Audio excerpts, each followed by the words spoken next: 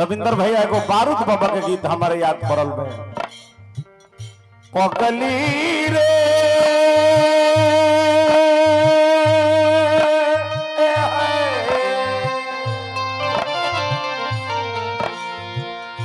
पगली रे तोरा पगला दीवाना के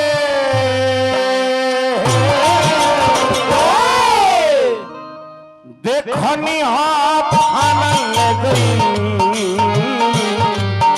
जेल खाना ले गई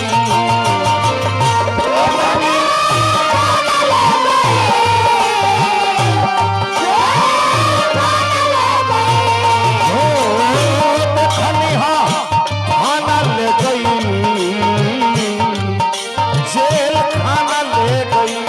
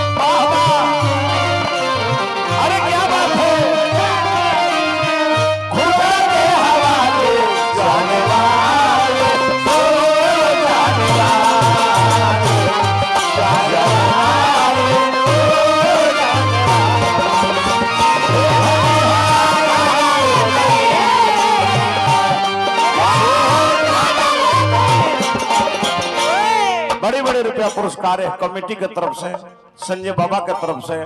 ये कमेटी एकदम बन रहा है, तरह और मान सम्मान बन रहा है। ढेरे हमनी के दखल बनी जा कमेटी, लेकिन गाँव जिला जवारस कमेटी ढेर जगह ना मिली।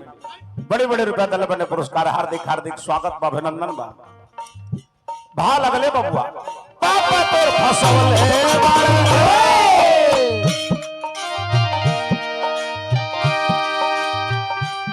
चलते केस में पढ़ल लिखल लड़का आज बड़ा पुलिस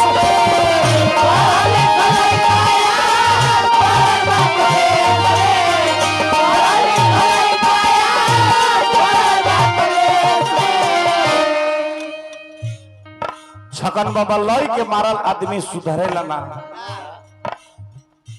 लई के अल्लाह का मारल आदमी कबो ना सुधरेला।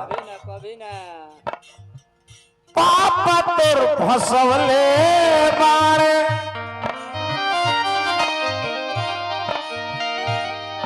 तोरे चलते केस में पढ़ल लिखल लड़का आज बड़ा पुलिस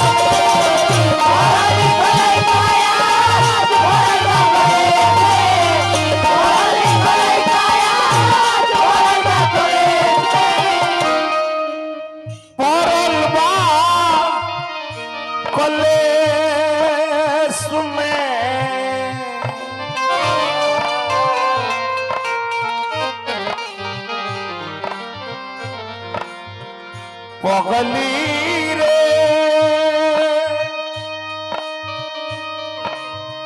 पगली रे बड़ा बहुबा जमाना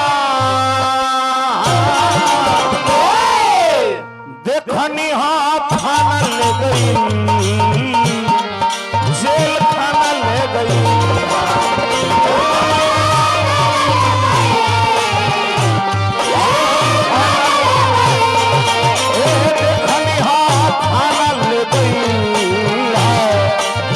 खाना ले गई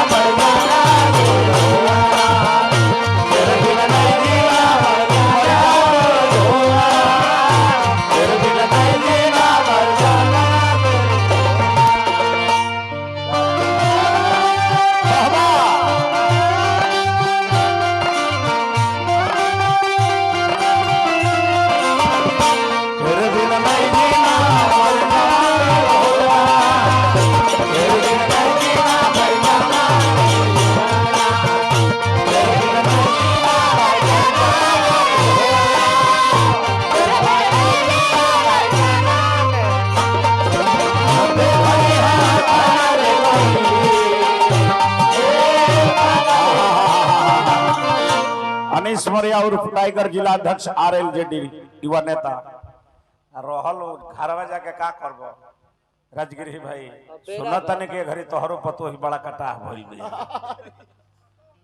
हां हार्दिक हार्दिक स्वागत बा अभिनंदन बा। समय हमर लास्ट बा इस लास्ट में गा के अजीत के दे चाहि देबे नो तो कर जीवन सुधर जाए। चाहि देबे बीस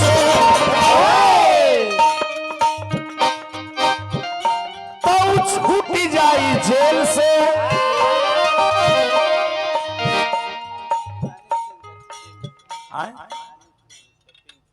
अच्छा ये हमारा देखी हमारा गांव के बच्ची जे कि अब मैंने कहे का नहीं है अब भोजपुरी जगत में मैंने तहलका मचा के छोड़ दिल बड़ी शिवानी सिंह के टीम से ये हमारे के मिलल बा पुरस्कार। मैंने गांव के मैंने बेटी के मैंने धन्यवाद हमने के कहब जा इतना मेहनत क के आज पवन सिंह संगे खेसारी लाल संगे बड़का बड़का मंच मिलता वो बेटी का हम बहुत बहुत धन्यवाद देव कि बहुत आगे जा ये नो हमने के कहब जा।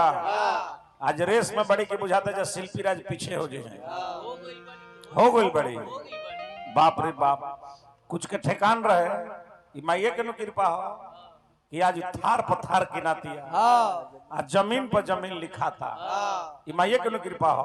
छोट बच्चे एकदम गर्दा को फेंक दिल बिया हमने के बहुत बहुत आशीर्वाद देते नहीं जा कि मैडम बेटी बहुत आगे जा बहुत आगे जा भा लगले बबुआ चाहिए बेबी से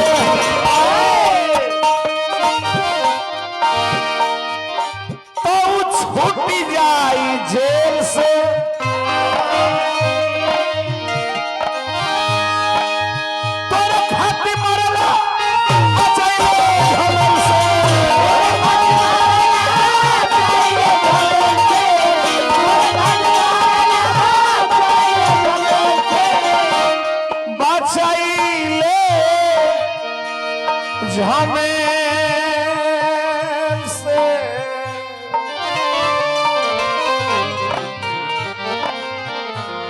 पगली रे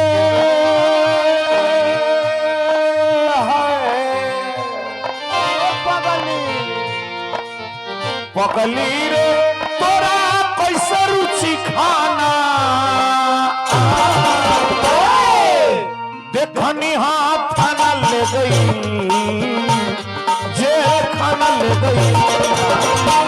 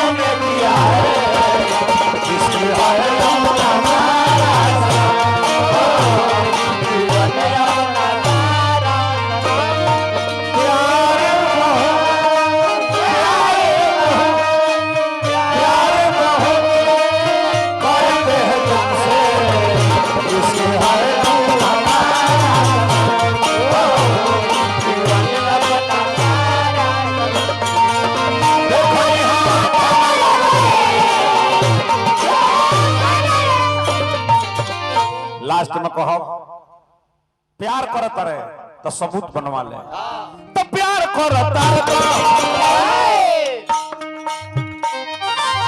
चोर जोते कोर्ट में कोई सगाई बात बोलता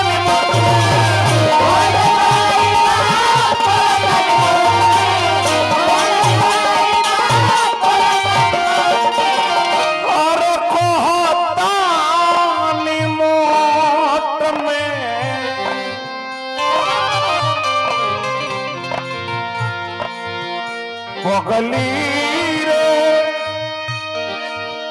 बारूद गावत रे गाना देखनी हाथ खाना ले गई जेल खाना ले गई।